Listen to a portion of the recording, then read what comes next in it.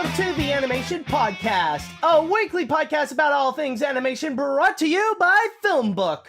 My name is Matt Brunet, but some of you may know me as AniMat from my YouTube channel, Electric Dragon 505, home of web series that are all about animation, including Animation Look Back and AniMat's reviews. Now, if this is your first time here in the Animation Podcast, well, if you look at the title, it will go and explain things for you about what this is all about. It's the Animation Podcast. I don't think you could get any more clear than that. But specifically, though, it shall talk about the latest news that happened this week.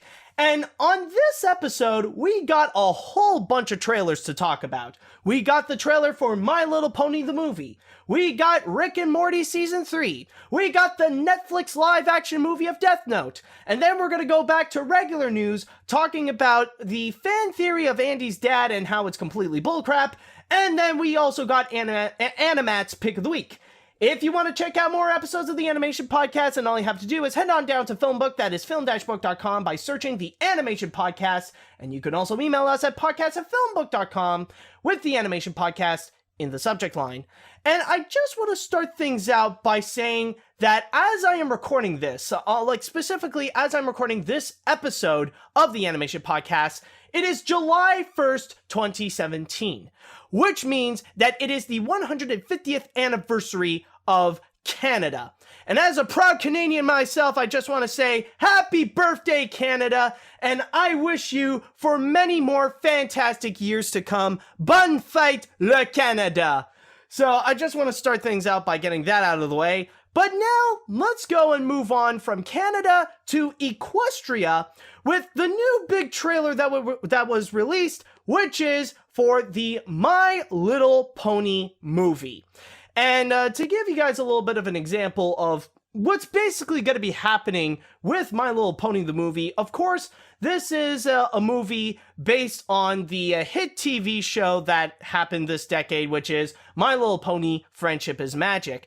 And what's been going on is that the Equestria girls were throwing a party, and suddenly things were getting real screwy when there's this one evil pony whose horn got completely broken, and she pretty much came in to destroy all of Equestria. So it's up to the main six, which consist of, let's see if I can remember, Twilight Sparkle, Pinkie Pie, Fluttershy, Rarity, Rainbow Dash, and Applejack. Whoo! I got it right. Okay, good. So it's up to them to go and meet some new friends, which includes some mermaid ponies, a griffin who is also a pirate, and many, many more to go and save Equestria from the evils of this pony that came in and just screwed up everything.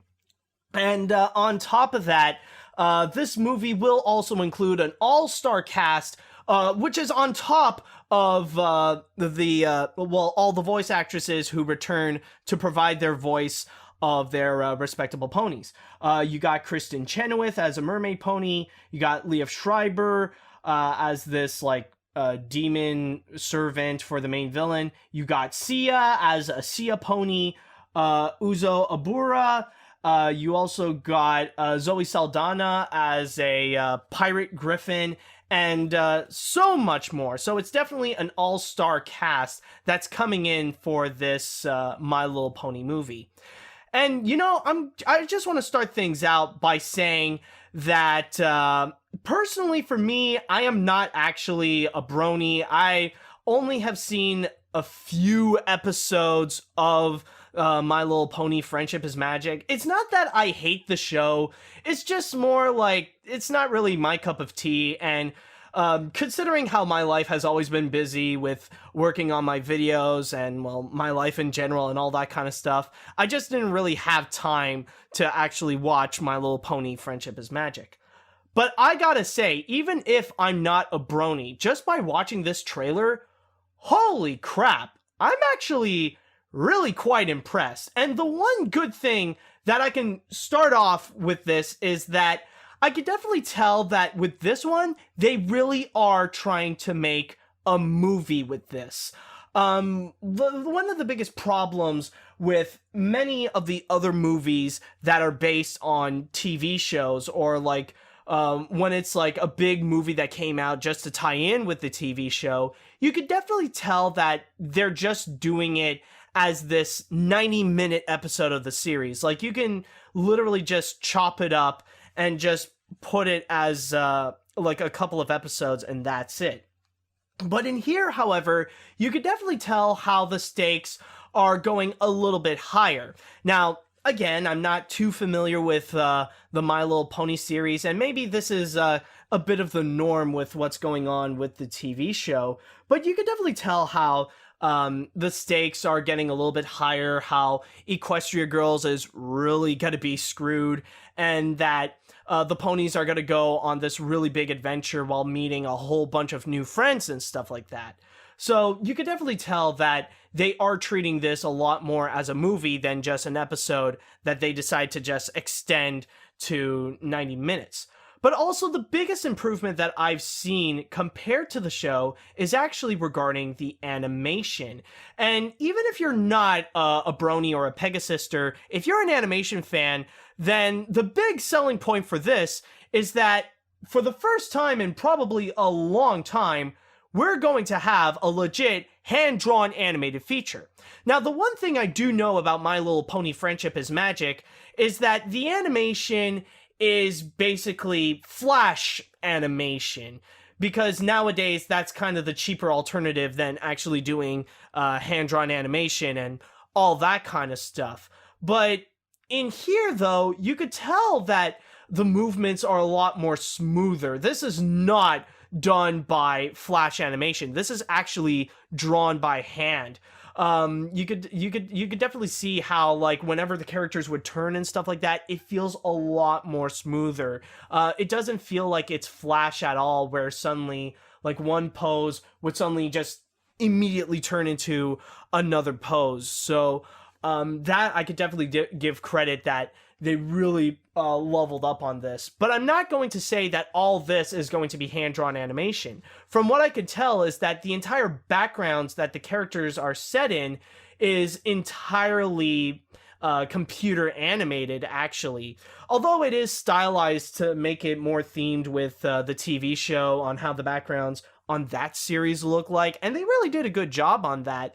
But incorporating computer animation just to add that depth into it, it definitely is a nice touch for the sake of the series. So even though for someone like me, I'm not 100% sure if I could say that they really leveled up written-wise to make this an entire movie, but I can guarantee you they certainly have leveled up in terms of what they're showing with the animation. Is all I'm saying. Like, the animation certainly got a lot more of an upgrade. And in terms of the stuff that they are showing in here, of course, they're pretty much presenting all the they're basically showing the same style of humor. Like, they want to share the exact same tone as they did with My Little Pony Friendship is Magic, including some of the humor.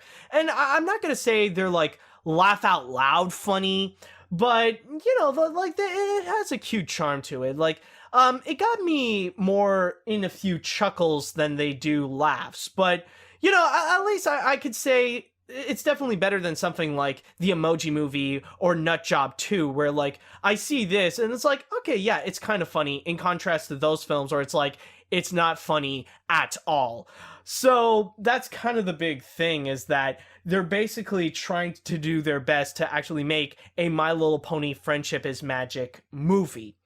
But the one thing I could say that does seem like a bit of a downside, though, that I could definitely tell in its future, is that, honestly, I really don't see this as a box office hit.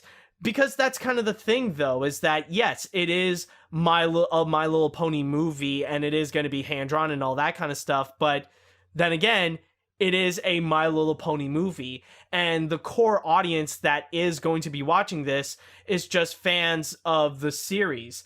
Like, definitely the current ones, and it could probably depend on people who used to watch the show. Like, they've enjoyed some of the past seasons, but they're not really that into it now. Maybe they could go back into seeing this.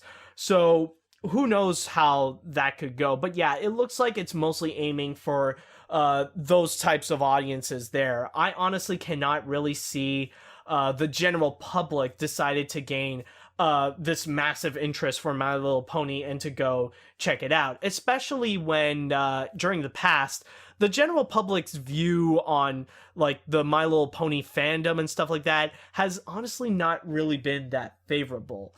So, and it also, like, another big factor is the fact that it's going to be released in October.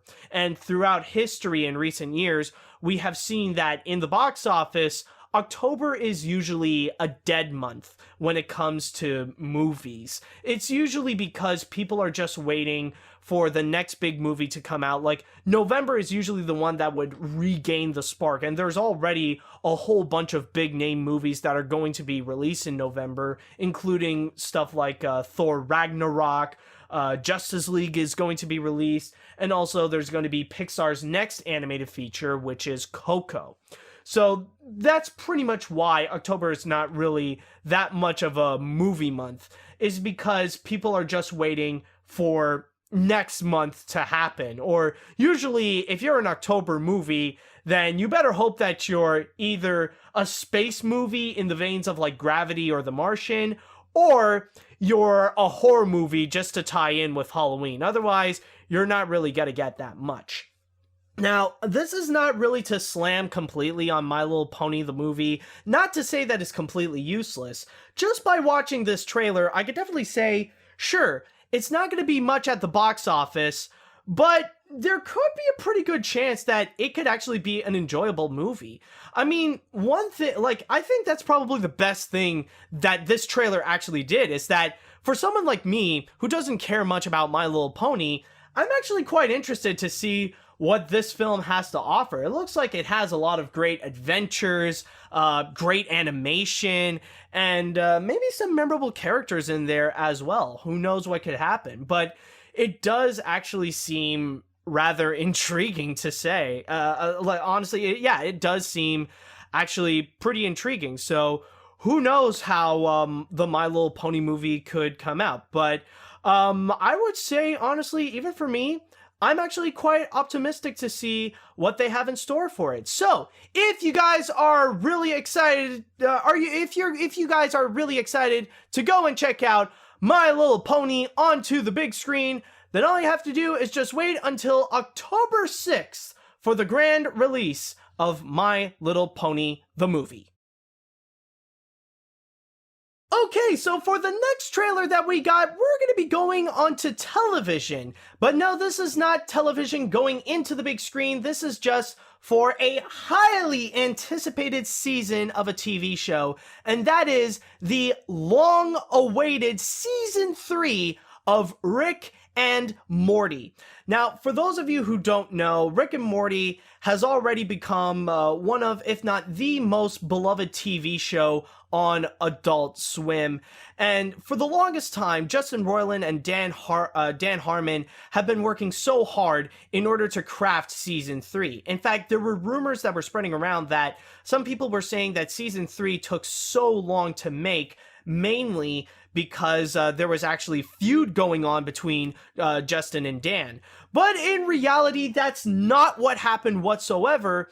And what actually really did happen was that Justin Roiland and Dan Harmon are absolute perfectionists. They want to make sure that Season 3 really is awesome. And as an artist myself, rather it be through art or just making videos and all that kind of stuff, I can completely understand where they're going with it. Sometimes perfectionism can be a cruel mistress.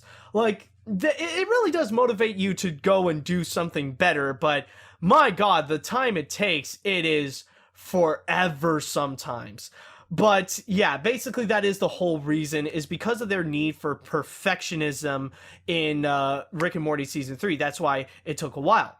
And there was actually one random instance right out of the blue that for April Fools, Adult Swim decided right out of nowhere to actually release the first episode of Season 3 of Rick and Morty called The Rick Shank Rickdemption.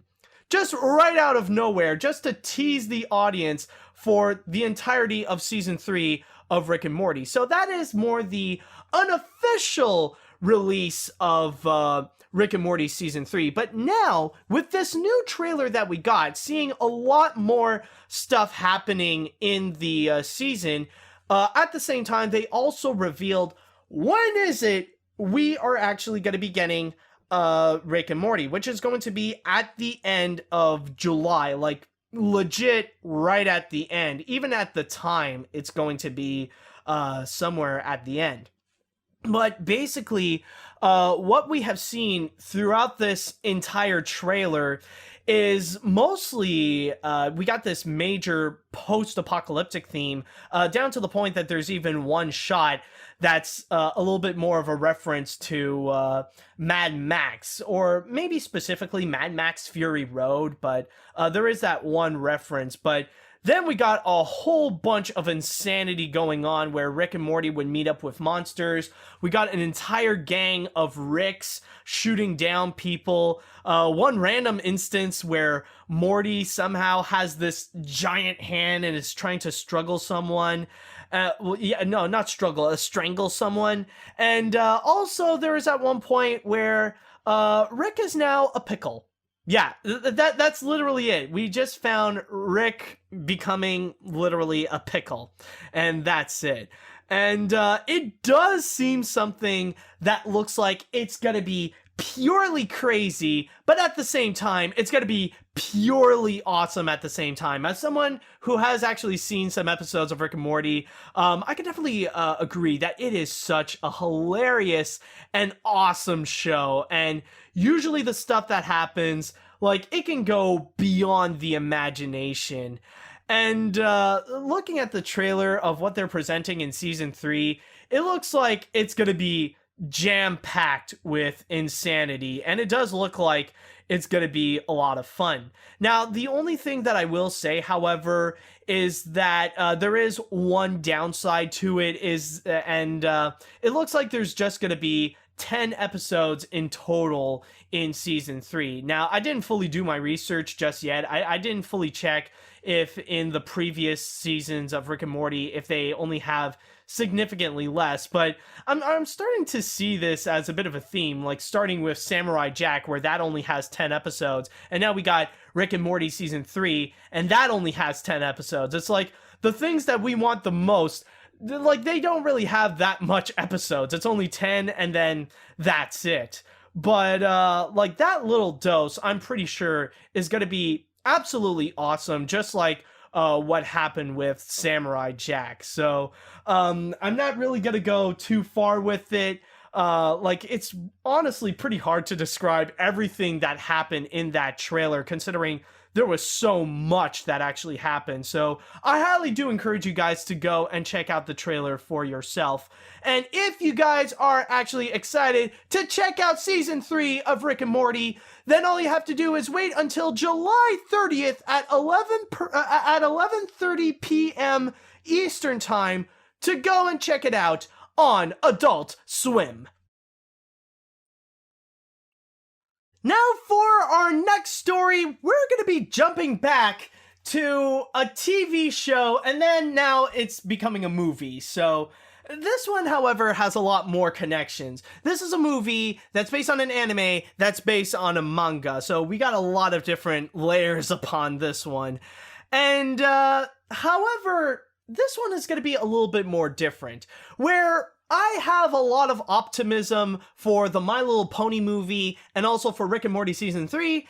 This one, however, oh god. It's just, throughout this whole thing, I just look at it and go, oh no, no, no, no.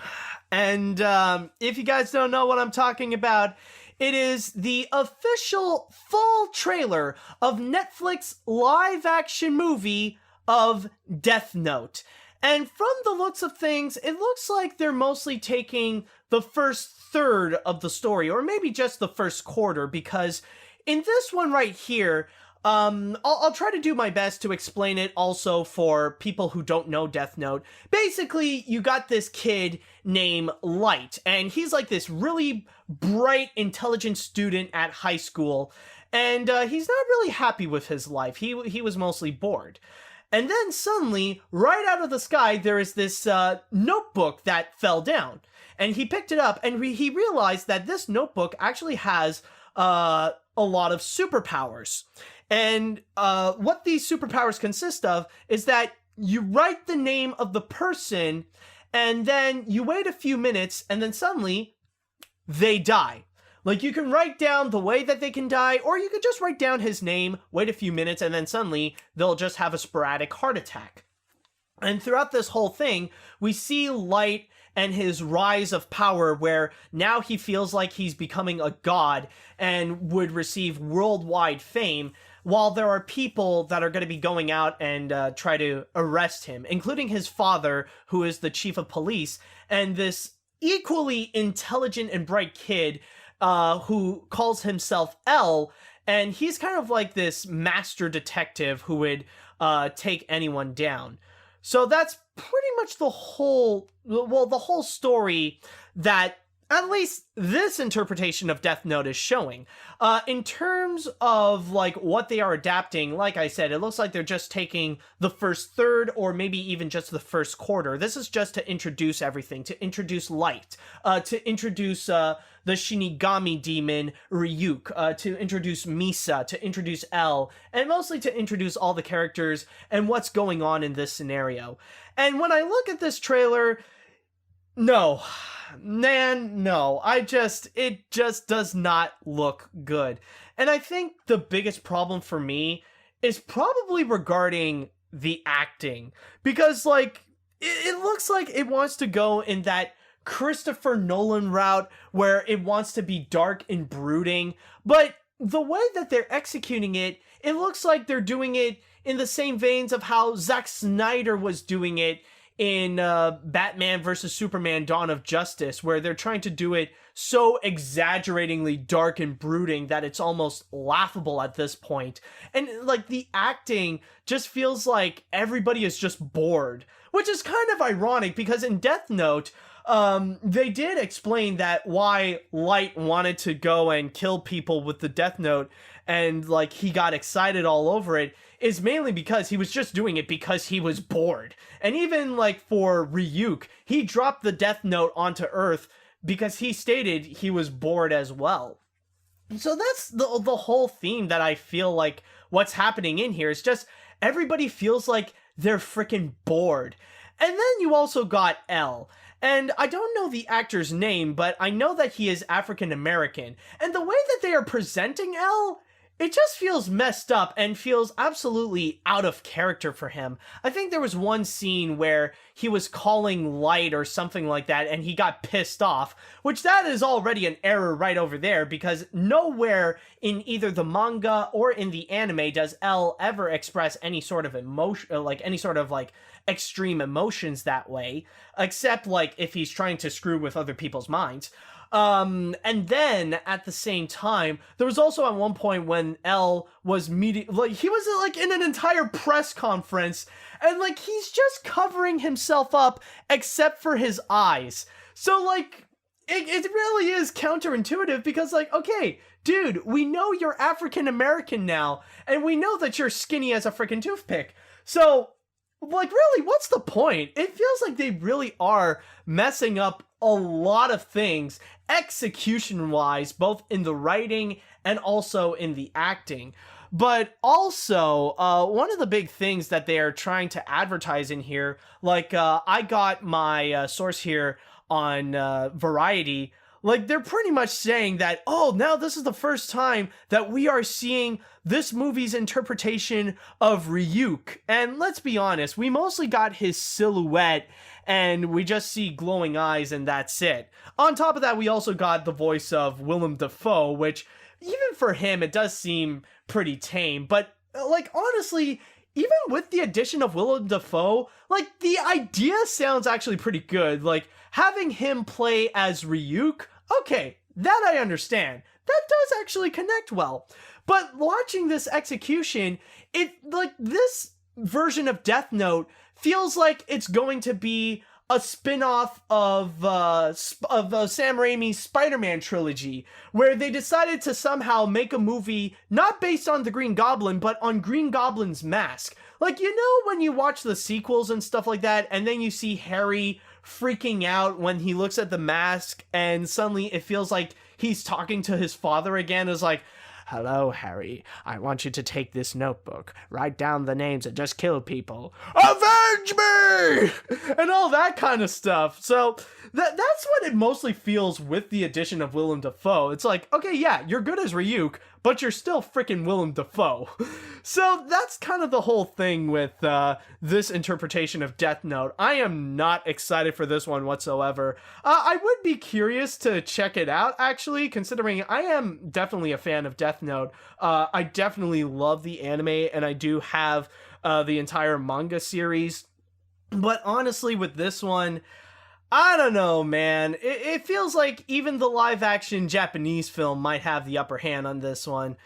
But, yeah, that's kind of the whole thing that's going on. So if you guys are really that curious to check out what Netflix would do with Death Note, then all you have to do is just wait until August 25th, when you can see for yourself which are the names that you want to go and write down on your Death Note.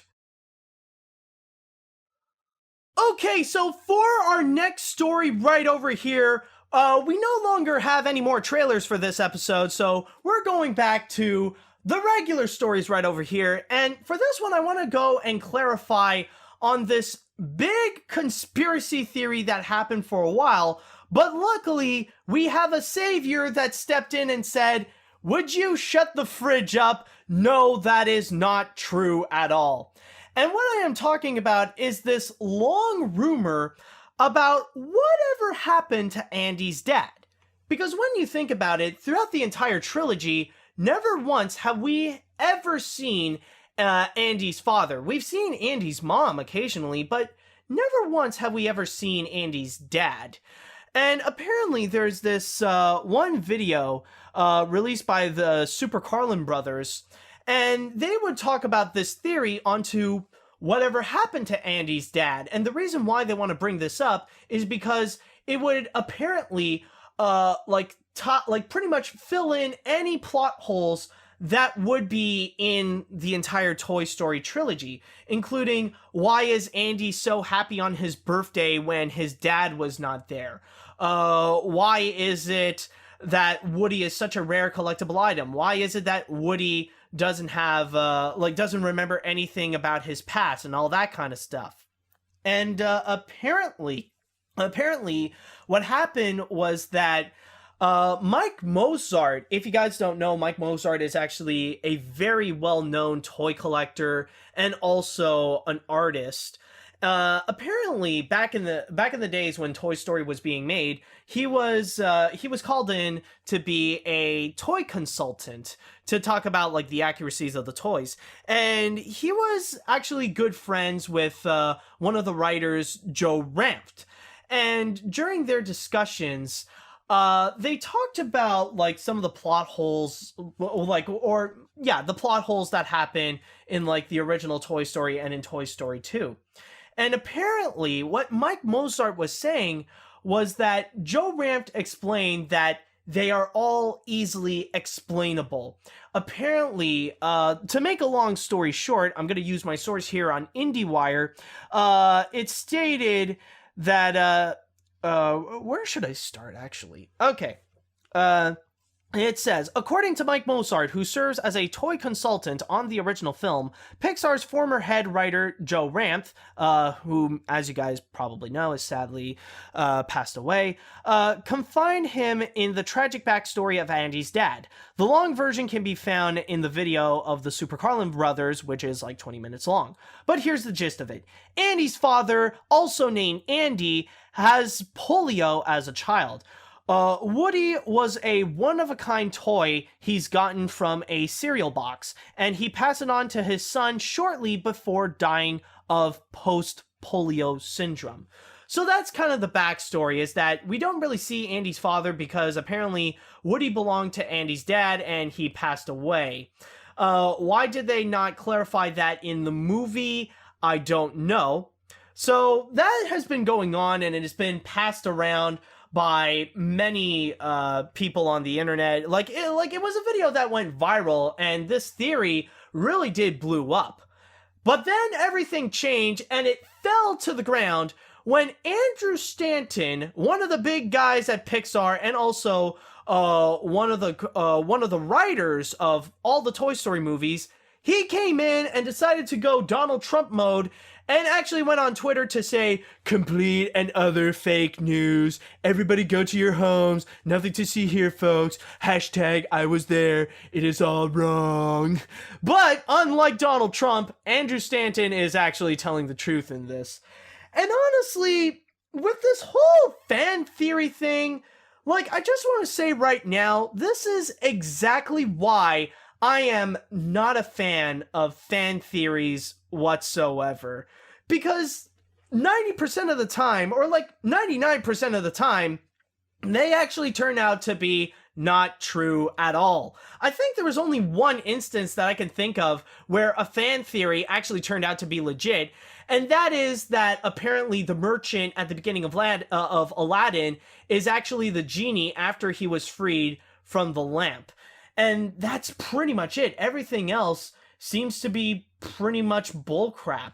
And, like, honestly, if I want to know about a theory or, like, any questions regarding the continuity of the series or if there's any connections with any other films, I would only believe a few people as a credible source, which is the writers and also the directors. And that's it.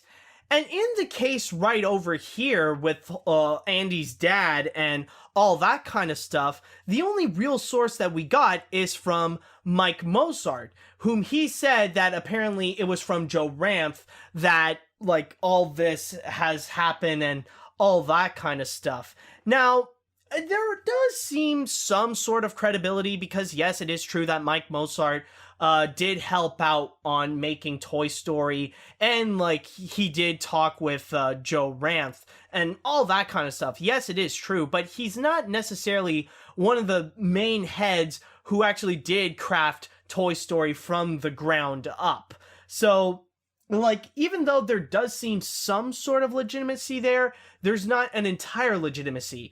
What I'm pretty much saying is that Andrew Stanton, who is a legitimate writer of the Toy Story movies, is much more of a credible source than Mike Mozart. So when Andrew Stanton would say that this is not true, I'm gonna believe him more so than anyone else, or even, absolutely believe Andrew Stanton more than the freaking Super Carlin brothers. So that's kind of the whole situation that's going on. I mean, that's the biggest flaw with like these fan theories on movies and stuff like that. You could spend hours, days, or even months trying to craft this entire theory, but like you could find this one small thing and like it would be entirely destroyed. Like you'll raise up one small question and it will completely annihilate whatever theory that you would have right over there. And there actually is one question that I do have about this theory, because they mentioned that apparently Andy's father is also named Andy. So technically that would mean that the kid that we would see throughout the whole time would be Andy Jr. Okay, so why is it that when people would reference Andy, why isn't that there are some characters that would call him Junior and stuff like that? I mean, it's not just always Andy, but okay, suddenly we'll also call him, you know, there would be some of his friends or even his mom or his sister and stuff like that would call him, you know, Junior or Andy Jr. or something like that, you know? Like, why wasn't that brought up? You see, there's already a flaw with this theory right over here. And, like, I can think up of many other examples of, like, how one small question can entirely destroy an entire theory. Like, I remember one of my friends actually showed me this video from Film Theory, which if you guys may know, is the film and TV spin-off of Game Theory, which also features MatPat. And he made this video explaining how apparently Moana is actually a god, and he would spend like maybe around 15 to 20 minutes explaining on how is it that Moana is a god and Maui is actually her real father, and that the pig Pua is actually Moana's brother and all that kind of stuff. Like pretty much finding all sorts of connections within the movie and also with Polynesian lore and stuff like that. Okay, but there is just one small question that I have that would completely destroy it. There's this one scene in Moana, like right after she would sing How Far I'll Go, that she got completely annihilated by this giant tidal wave. And then her foot got stuck between a couple of corals, and when she got out of it, we see that her foot got injured and it kind of bled a bit. So with that sign right over there where we saw that Moana was hurt and that she's bleeding, that does not make her a god. Because in that logic, never once in the entire movie of Moana do we ever see Maui completely getting injured or like he was bleeding or anything like that. Like even after the whole scene with Tamatoa, like even right afterwards, like we don't really see him on the side because he's completely in pain. He was just like right back up his feet and stuff like that. So by that logic, it completely annihilates the whole theory that Moana is a god because she can have pain. She is immortal and all that kind of stuff. So that's why you see the problem with it is that 99% of the time it is not true. And sometimes they can be absolutely stupid. Like there's no point, and it feels like it's going to ruin the experience of just watching like the movies and stuff like that. Like the entire Pixar theory is absolutely stupid. I'm sorry, but I am not a fan of it whatsoever. Like connecting all the Pixar movies just to tell this one big apocalyptic story? No, I'm not buying that. That is purely bullcrap. Can we just let Easter eggs just be Easter eggs? And can we let movies just be movies? Like, do we really have to go and create this entire conspiracy theory and just like act like Alex Jones and be all insane about it? It's like, oh, Andy's dad has polio and all that kind of stuff. Like, can we just let movies be movies? But yeah, that's kind of the whole thing with this. It's just that, I don't know, this is all bullcrap. Like, even when this was trending, I knew something was wrong with this entire theory and all that kind of stuff. So you know what? You know, screw these fan theories. Let me just watch my movie and just treat it for what it is. And whatever theory there is, I'm only going to believe the people who made the movie if it's actually true or not. Okay? Okay. And so finally, we now have AniMat's pick of the week. And for this one, I decided I'm going to take a little break from animation and talk about another love of mine, which is the Disney theme parks. And this one, holy crap, not only did it come right out of the blue, but it sparked outrage. And it sparked massive controversy. And man, even when I first looked at this headline and when I first heard about it, I was like, what? Are you kidding me? Like, I was pissed. And trust me, I had to take some time to actually like really think about it, try to see the pros and cons and all that kind of stuff before really getting into my thoughts. And honestly, this is something that I really just have to talk about. So, if you guys don't know, right out of the blue, Disney has announced that they are completely changing the auction scene in the Pirates and the Caribbean ride. So, for those of you who don't know what was going on in the auction scene, basically what it is that like in the entirety of the ride, you may know that pirates are pretty much taking over this town and they're pretty much causing all sorts of chaos. They're burning down buildings, they're dunking down the mayor in a well, and there's this one scene in particular where they would be auctioning off women, where like they're pretty much auctioning off brides to other pirates because there's this like one big pirate known as the auctioneer. Like he has this clever idea to just sell off women in order to just get some gold. And there are a few memorable characters. Like I said, there is the auctioneer, and then right next to him there's this rather large this large lady who is actually quite excited to go and get herself a pirate husband. And then there's another one known as the redhead, who's this beautiful, luscious woman that even the other pirates, they have their eyes on.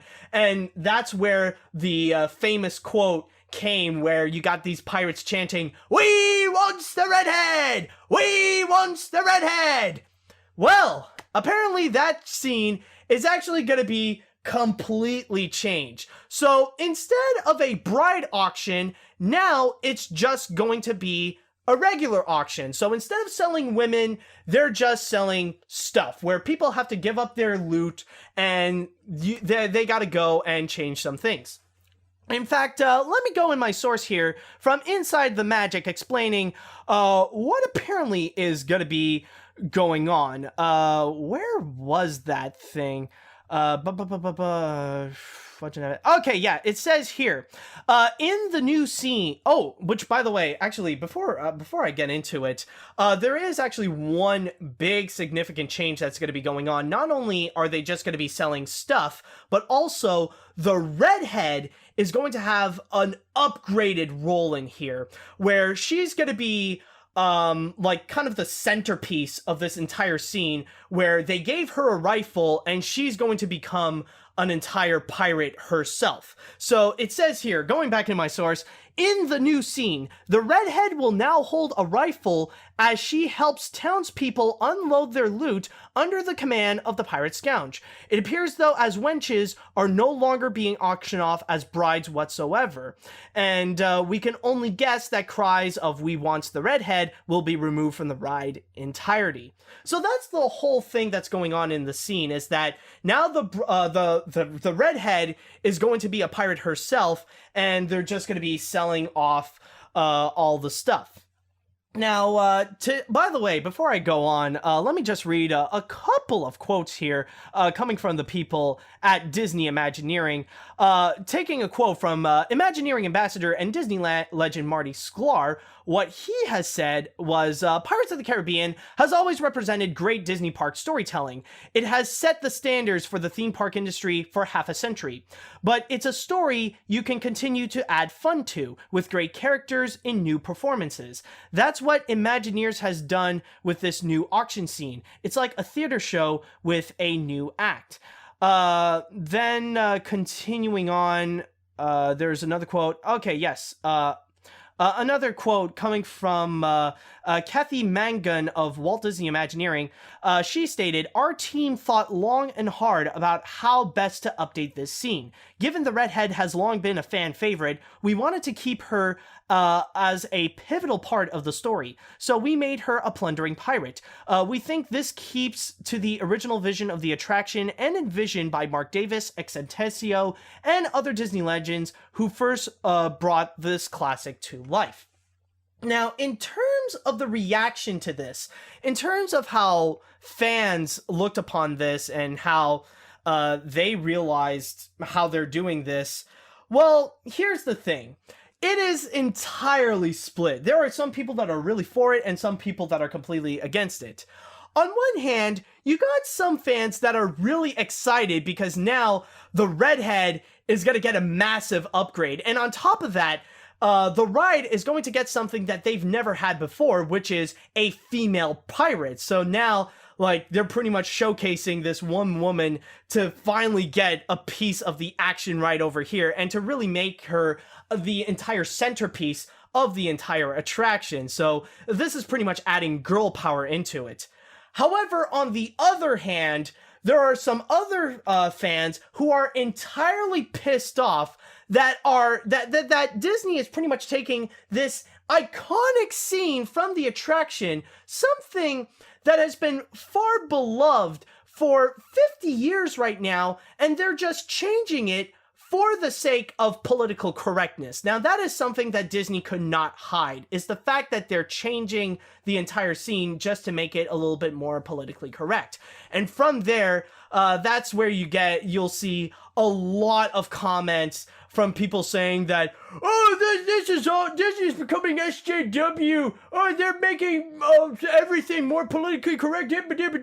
Which I gotta say, like, honestly, whenever I would see someone comment that, oh, this is all SJW's fault, like, honestly, I just cannot take them seriously. Because, let's be honest, people who blame social justice warriors for whatever's happening, honestly, those are the kinds of people who would blame social justice warriors for all the world's problems. Like, they could be alone in a room and suddenly get a paper cut, and they'll still find a way to blame social justice warriors and liberals onto their own little problems. Seriously. They just don't know how to take responsibility and take the blame for some of the things. But that's just another story altogether. And I just want to say, though, that it is not entirely true that Disney is fully becoming PC, that they're just taking everything and making it a lot more politically correct.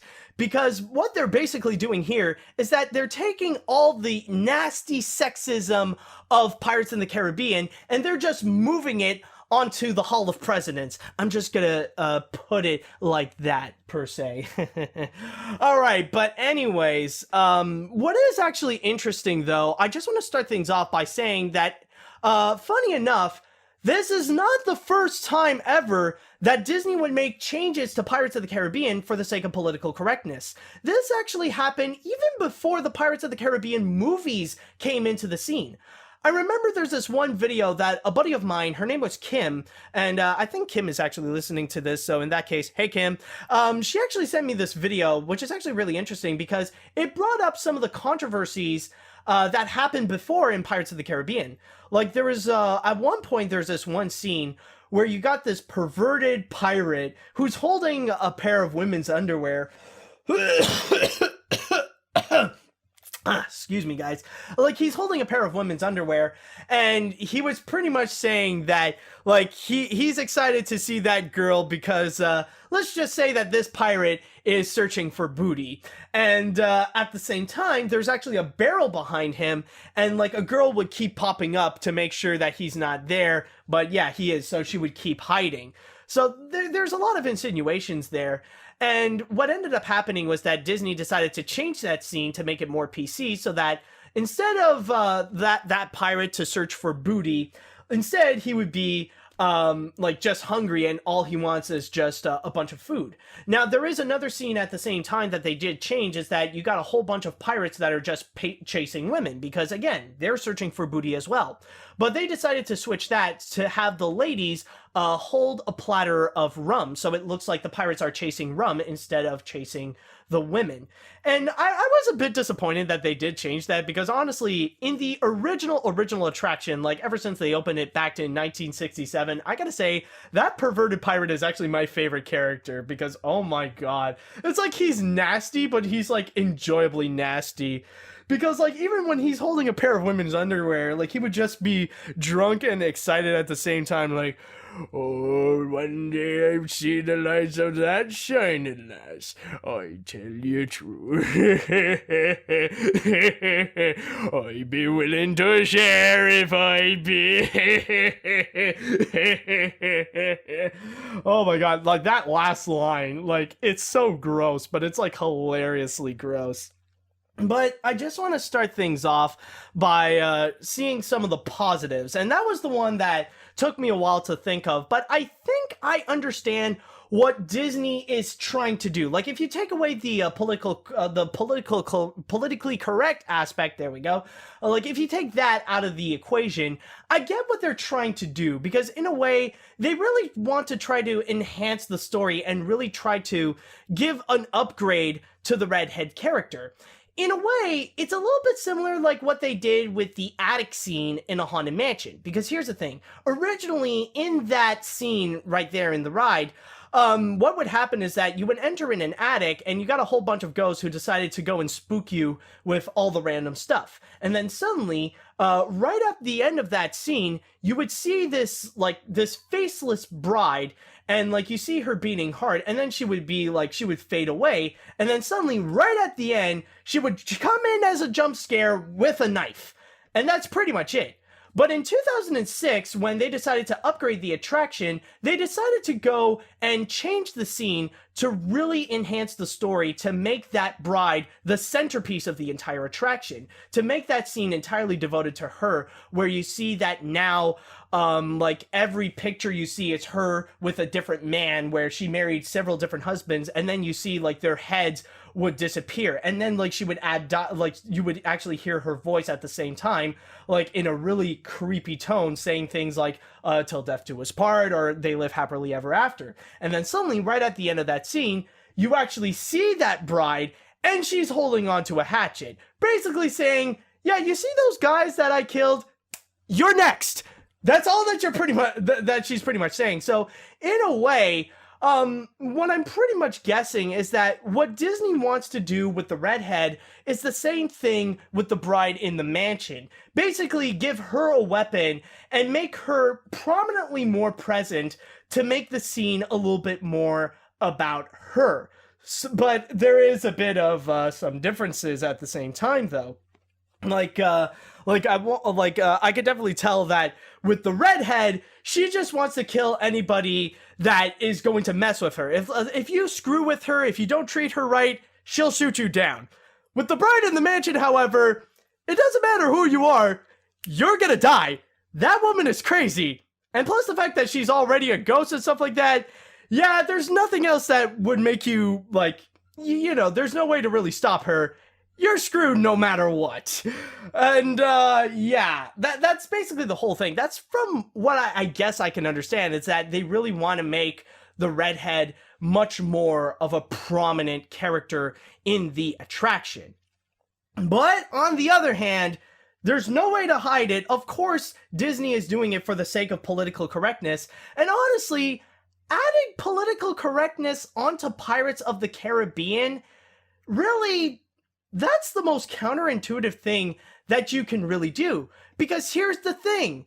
They're pirates. They were the Trump supporters of their day. They're horrible, nasty human beings that are completely immoral. Like, they don't care about rules. They just want to watch the whole world burn.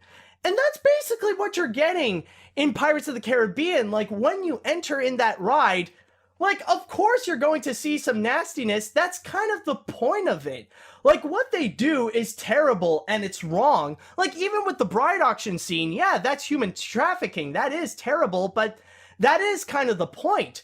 What Disney did to make it such an iconic attraction, why people are calling this one of, if not the greatest Disney ride of all time, is that, you know, they do these horrible, like, not only would they be able to get away with doing these terrible things, but they did it in a way that's like whimsically charming. It's like a caricature of these nasty things that are going on. Like, you could tell that these things are absolutely terrible, but you know why it's terrible. It's because they're pirates. They're supposed to be the villains of this entire attraction. So, of course, what's going on, it's like, it's bad, but it's like you're going in the ride to be in touch with your inner villain, in a sense. So that's kind of the whole thing with Pirates of the Caribbean, and you're pretty much taking that away for political correctness. That's kind of the most backwards thing that you can ever do. That's like if Disney decided, oh, you know what, in the Haunted Mansion, there's way too many ghosts, so let's have, like, an equal ratio of living people and dead people. So it's like the half-dead mansion. You know, that really does take away the point of, like, all this. And I gotta say, you know what, I'm gonna say right now, if there is one reason why I feel completely upset over the fact that they really are changing this scene entirely, is mainly the fact that really they're stripping away so much of the original attraction that now it's just becoming a shell of its former self. Keep in mind, a lot of it has already changed to begin with in order to accommodate having like Jack Sparrow and Barbossa and, well, actually it's more Jack Sparrow and all that kind of stuff. I feel like with that upgrade, it really, well, not that upgrade, like ever since they made that change, it really did feel like the attraction got a massive downgrade. It's no longer this open world where you see pirates running amok and cause chaos. Now it just feels like any other attraction in the Disney parks where it's just this linear story where Jack Sparrow is looking for treasure and all the other pirates are looking to find Jack Sparrow so that they can get the booty first before Jack. And that's pretty much it. And because they did all these changes, it kind of feels annoying that they always have to bring up Jack Sparrow. Whereas it's all like in the ride, you constantly hear Jack Sparrow, Jack Sparrow, Jack Sparrow, Jack Sparrow, Jack Sparrow. Like they did all these changes to have Jack Sparrow there, rather it be changing the dialogue or even adding an animatronic Jack Sparrow, down to the point where honestly, it really does make those scenes where it hasn't been touched by Jack Sparrow a lot more precious. That's why, like, it feels so important to people, scenes like the bride auction or the scene where, like, everybody's in jail with the dog with keys, is because it's been the same thing ever since the very beginning. And honestly, the fact that they are changing that, we're really not going to get much of the original ride back like how it was in 1967, you know? Like, the only thing that, like, would stay there is just the dog with keys, and literally that's it. So you really are just taking away a piece of important Disney history, like something that we can no longer relive just for the purpose of political correctness, because we live in it, like, I understand we live in an age where times have changed and, like, the political climate is way too intense nowadays. And, like, you would often hear people complaining whenever they would see something that doesn't seem right for them.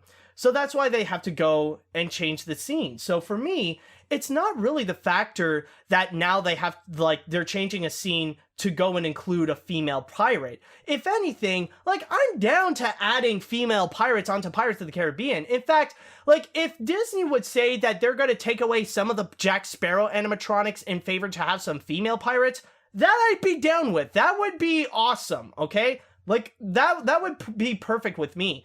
But for the fact that they have to change one of the scenes that hasn't been touched by the movie whatsoever, honestly, it feels pretty bad. Like, it feels depressing, honestly. It just feels like there's not, like, honestly, when you go into it, like, why even call it Pirates of the Caribbean? Like, there's no point to call it Pirates of the Caribbean anymore. You know, like, it really does become just a shell of its former self, really. Like, we're gonna get less and less of that original ride anywhere. So, honestly, that's really the downside for me, is that they really are taking away a lot of what made Pirates of the Caribbean to begin with. But I will say right now, though, that even though, like, it did spread massive shock about this news altogether, we don't really know the full extent of how much they are going to change. Like, there are some things we don't really know if, like, what is it that they're going to keep and what is it that they're going to remove. Is it going to be the exact same thing as the scene that we've always had, with the exception that they're just selling stuff now? And, like, maybe we will still have some of the original dialogue where we will have, you know, some of the drunken perverted pirates going, "We want the redhead! We want the redhead!" And, like, the only real change is that now it's going to be the redhead herself that's going to be, like, shoot out a warning shot onto those guys. So maybe, like, it's going to be a lot of the original scene with minor changes, or they're just going to be doing an entire change completely where, like, it's going to feel like an entirely new scene altogether. So how it's going to happen, I really don't know, but I could definitely see that fans are completely split onto this. Like, right now, this is the new Mission Breakout controversy, so who knows how that's going to go? How far are they really going to make those changes? So we'll just have to wait and see. But if you want to know when and where it's going to happen, apparently this is going to be taking in effect at both Disneyland and Walt Disney World, and the changes are going to be happening sometime next year in 2018. So in the meantime, if you're at Disney World right now, take advantage, or if you're at Disneyland or Disney World right now, take advantage of going into Pirates of the Caribbean, so at least you can soak in the bride auction scene.